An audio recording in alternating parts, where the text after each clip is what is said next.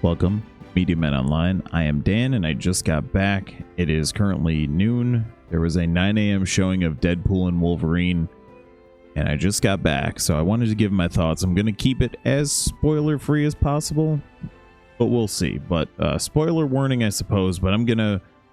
Any of the characters or any sort of surprises or anything that are in this movie that managed to be kept out of Twitter/X and all sorts of other things. It's pretty amazing that I didn't hear about any of this. But I'm going to keep that off the table as well. So, a listless Wade Wilson tolls away in civilian life with his days as the morally flexible mercenary Deadpool behind him. When his homeworld faces an existential threat, Wade must reluctantly suit up again, an even more reluctant Wolverine. So, Wade's timeline is on the verge of eradication. I guess we can say so. If you haven't seen the movie Logan, spoiler for that, but Logan dies in that movie, and the current timeline/universe that Deadpool is in follows that story. So we're sticking with that. Logan's dead. So Wade has to go across timelines, across universes, and find a Wolverine that he can bring back because, we won't say. But there's an awesome scene in the beginning with kills that using, we'll call it weapons that I've never seen used before in any sort of kills. I've seen thousands of movies. I wouldn't even venture to guess how many movies, but I've never seen these kills with this item, we'll say. There's a lot of cool references when Deadpool is traveling from universe to universe.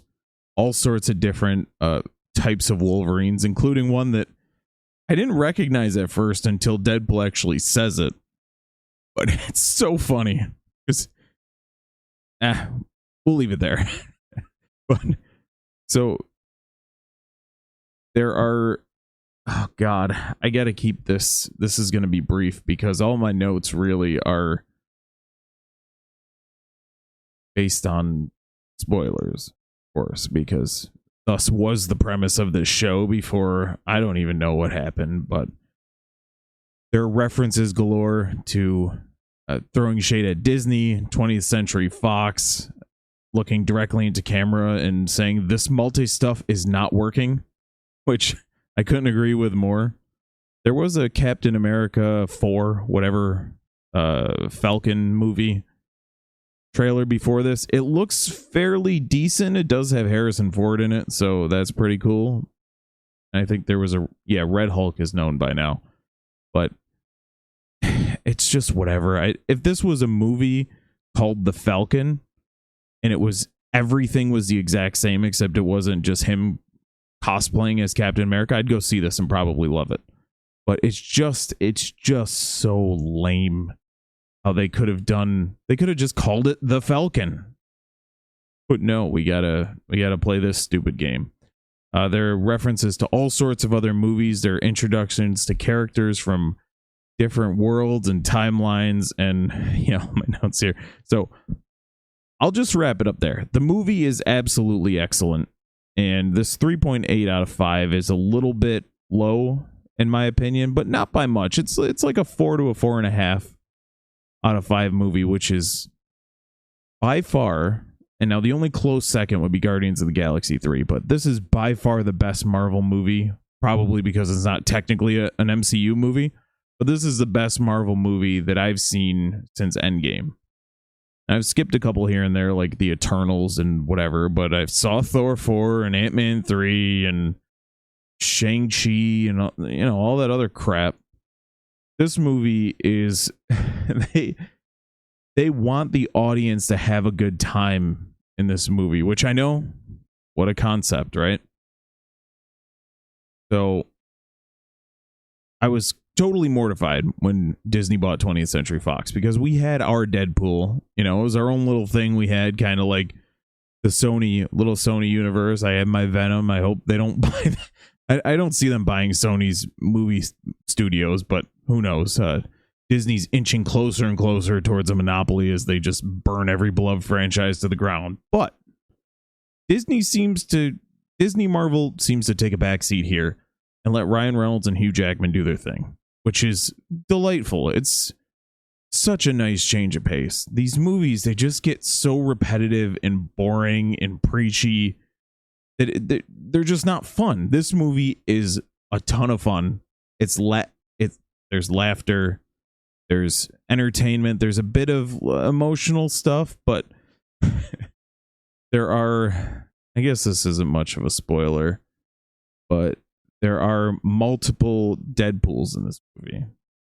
And one of them is absolutely, a lot of them are ridiculous, but the most ridiculous one gets a lot of screen time relative to the other ones, but not barely any screen time compared to the two main characters, of course.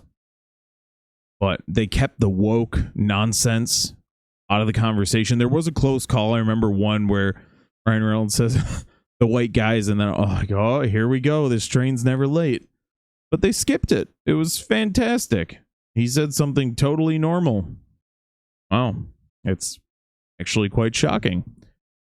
So 3.8 out of 5 on Letterboxd, and I'm going to do a full spoiler review, and I just want to talk about this movie. So I don't know if Isaiah is going to be up for it or whatever, but regardless, I'll be doing it. 3.8 out of 5 on Letterboxd, an 82% on TMDb. And so far, this is only calculating Thursday, which is today's technically the release day. It's day -1. Already made 38,999,117. This is going to make a ton of money. I went to a 9 a.m. showing and it was pretty full.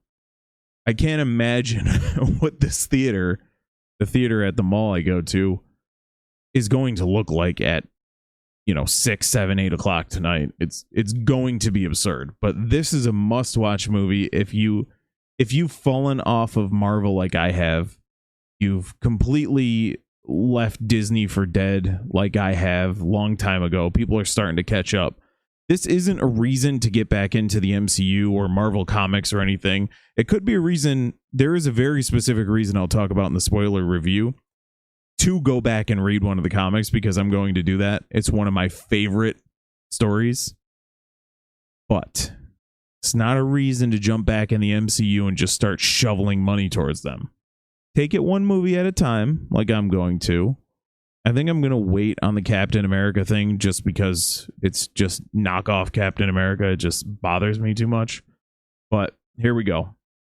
So I was looking back through. I've seen... Oh, I skipped the Marvels, obviously. Did anyone see that one? I mean, really? So if we're going back, Deadpool and Wolverine, sorry. Yeah, skip that crap too.